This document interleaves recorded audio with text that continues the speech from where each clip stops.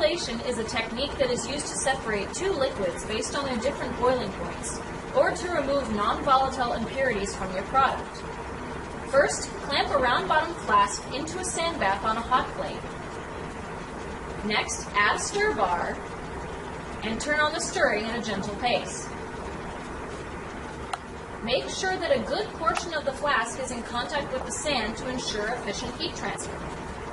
Add more sand if necessary, being careful not to spill sand throughout the fume hood. Next, add an addition funnel and pour your solution into the flask. Here we have added a solid blue impurity that we will distill off. Remove the addition funnel and attach the 3-arm distillation head. Next, we will attach the water hoses. Attach one end of a water hose to the water source and the other end to the bottom of the condensing column.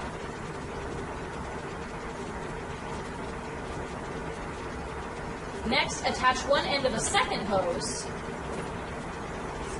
to the top arm of the condensing column and run the other end to the drain.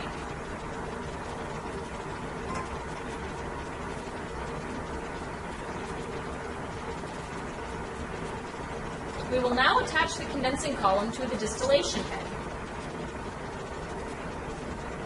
Place the condensing column near the distillation head and attach with a keck clip.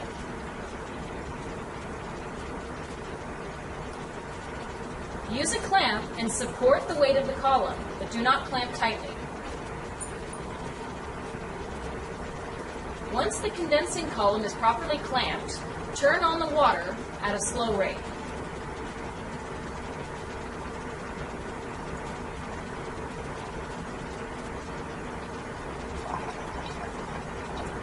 Place a collection flask below the condenser to collect your distilled product.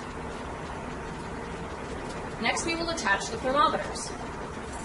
Attach a thermometer to the distillation head using a ground glass adapter containing an O-ring and a black screw cap. Make sure that the bulb of the thermometer is below the side arm of the distillation head, and then tighten the black screw cap to secure the thermometer. Next, insert a second thermometer into the sand bath and clamp in place.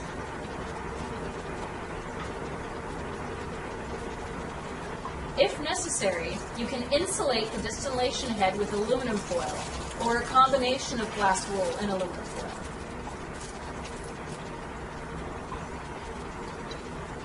Once you are ready to start distilling, heat the sand bath to a temperature several degrees above the boiling point of your product. Be sure to monitor the actual temperature of the sand bath using the second thermometer.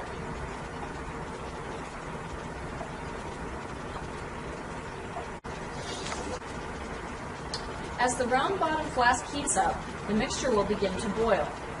Note that just because the solution is boiling does not mean that the vapors are condensing.